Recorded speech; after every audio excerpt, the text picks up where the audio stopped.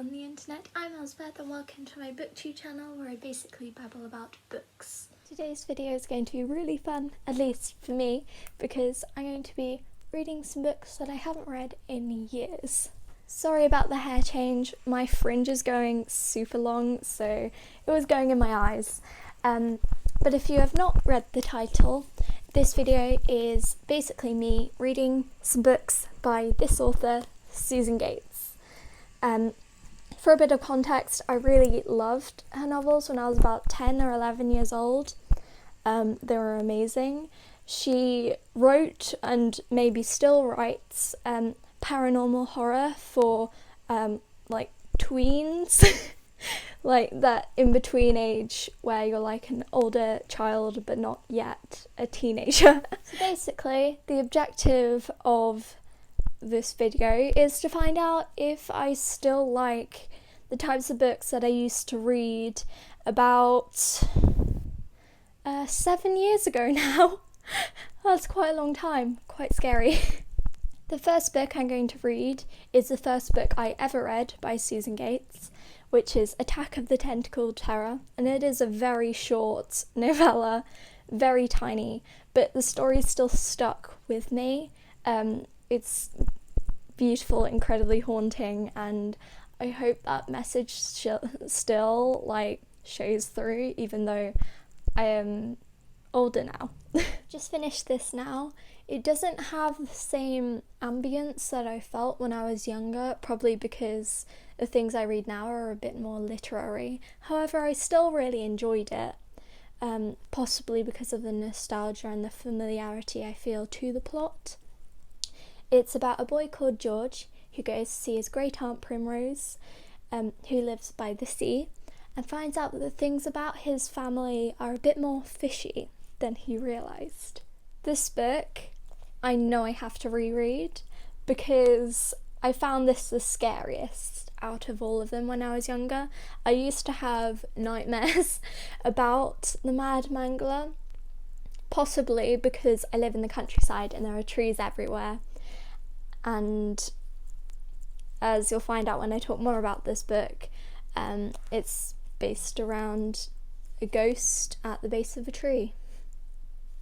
I've only just started and I'd completely forgotten that a few of these books have this little side flipogram, and it's the little things that make me happy. Having reread this now, I find it funny that I used to be terrified about it because the setup is so unrealistic. Like, I understand why I had nightmares, but like, it makes no sense. Basically, it's a story about a boy called Leon who has this very cool, edgy older sister called Leather Girl. And Leon likes trees. He particularly likes this crooked old tree. I thought relatable because I was quirky and liked climbing trees, even though everyone else thought it was weird back then. So yeah, he's just living his life on a tree, and then suddenly while he's in the tree gets kidnapped by some sciencey people, which is never explained.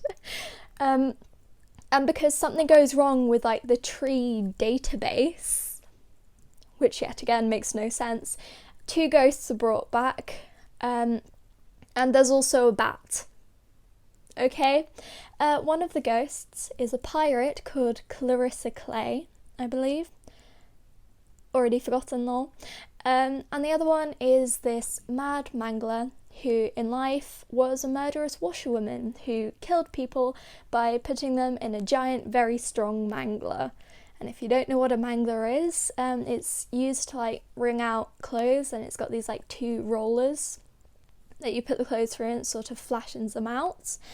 And poor little me imagined that people would go through that and like the whole flesh and bones would like crunch and be squashed. So that concept is still scary, but the lack of realism for the rest of it just is quite funny looking back at it now. I know I won't have time to read all of these, but I have such fond memories of them. So, I don't know, please let me know if you want to do a part 2, because this is really nice for me, going back to a time when I didn't have to worry about things that I do now, like exams, like university, like a worldwide pandemic, and so on. Okay, I think I'm gonna finish this video with Revenge of the Toffee Monster, which is the first like monster creature that I genuinely felt sorry for, which starts a pattern of me in my reading feeling sorry for villains. Cough cough. Eric from the Phantom of the Opera. Cough cough. So yeah, it was good. Loved it. Good vibes. But before I tell you my thoughts, I'm going to show you the sides of like these other ones which have like the little philippogram things which like just make me happy. So this one's of a goat rolling around and then going like poof and disappearing and reappearing. Confusing.